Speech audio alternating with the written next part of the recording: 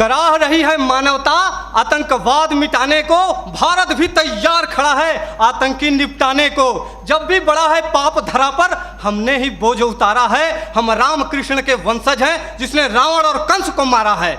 आदरणीय सभापति महोदय, निर्णायक मंडल एवं बहादुर साथियों, मैं राइफलमैन मृत्युंजय श्रीवास्तव असम राइफल्स का प्रतिनिधित्व विषय के विपक्ष में करने जा रहा हूं। मानव अधिकार महोदय, इस शब्द को सुनकर मेरे मन के दो बिंदुओं के मध्य एक दृढ़ विरोधाभास उत्पन्न होता है, क्योंकि या तो इस शब्द की महत्ता और प्रासंगिकता का कोई अर्थ नहीं, और यदि अर्थ है तो हम सुरक्षा बल मानव नहीं, अर्थात जिस मानव अधिकारों की वेदी पर आश्रित होकर पत्थरबाज, नक्सलवाद, उग्रवाद और आतंकवाद के मरण व हरण पर यह मानव अधिकार के ठेकेदार भेड़िया विलाप करते हैं, वे अयोध्या, अक्षरधाम, संसद भवन, ताज, कठुआ, गया और पुलवामा जैसे विध्वंसकारी कांडों पर मौन क्यों हो जाते हैं? महोदय, प्रशिक्षण काल से ही हमें एक गोली एक दुश्मन, जिसकी पहल उसकी जीत जैसे प्रेरणादायक पंक्ति स्वरूप गुरु मंत्र दिए जाते हैं, परंतु वास्तविकता तो यह है कि मानव अधिकारों के अनुपालन की जंजीरों में जकड़े हम सुरक्षा बल एक आईडी कई जवान, दुश्मन की पहल सैनिक की शहादत जैसे ज्वलंत उदाहरणों का निर्मम साक्षात्कार करते हैं। महोदय, जहां कानून व्यवस्था चरमरा जाती है, आतंकी हुकूमत चलती है, मानवता का अस्तित्व खतरे में पड़ जाता है, वहां पुनः शांति स्थापित करने के लिए सशस्त्र सुरक्षा बलों की तैनाती की जाती है। ऐसे कठिन परिस्थिति में मानव अधिकारों का अनुपालन करते हुए आतंकवाद एवं उग्रवाद के विरुद्ध लड़ना, वो भी प्रभावी तरीके से, कतई संभव नहीं है। एक सैनिक होने के नाते मैं यही कहूंगा कि शस्त्र मिले हैं, कर्म करो, सर्वनाश करो गद्दारों का। आज मानवता है खतरे में, तो क्या करोगे मानव अधिकारों का? महोदय, मानव अधिकारों के अनुपालन का ही नतीजा है कि पश्चिम बंगाल के एक छोटे से गांव नक्सलवाड़ी से शुरू हुआ नक्सलवाद हमारे देश के 240 जिलों में फैल चुका था, लेकिन जब सुरक्षा बलों ने उनके खिलाफ कठोर और दंडात्मक कार्रवाई की तो यह सिर्फ 90 जिलों में सिमट कर रह गया है। महोदय, सुरक्षा बलों को मानव अधिकारों का पाठ पढ़ाने वाले मैं अपने विपक्षी साथियों से पूछना चाहता हूं कि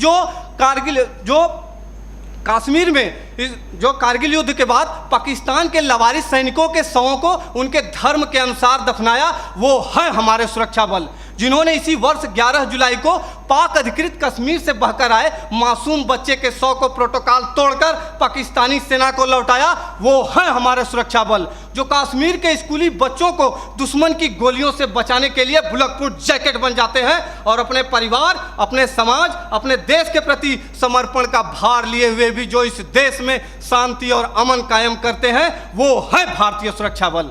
मेरे साथियों, हम सैनिक भी इंसान हैं, हम भी मानव अधिकारों का सम्मान करते हैं, लेकिन राष्ट्र की सुरक्षा के साथ समझौता नहीं कर सकते। महोदय, केंद्रीय गृह मंत्रालय द्वारा संसद में पेश आंकड़ों के मुताबिक वर्ष 2014 में जहां 222 आतंकी हमले हुए, वहीं 2018 में इनकी तादाद बढ़कर 614 हो गई।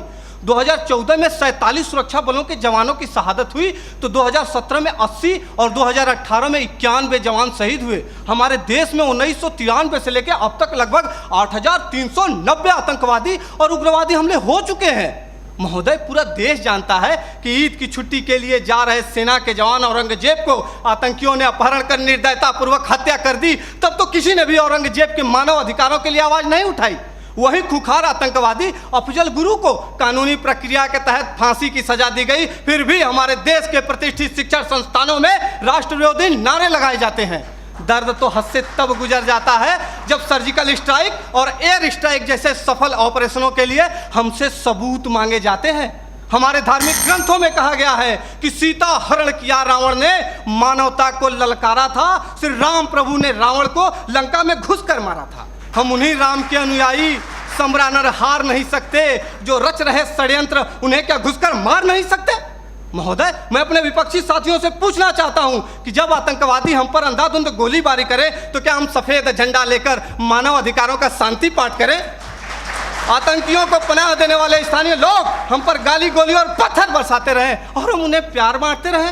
नहीं महोदय, नहीं। प्यार और सम्मान तो वहां बांटना चाहिए जहां से वापसी की उम्मीद हो।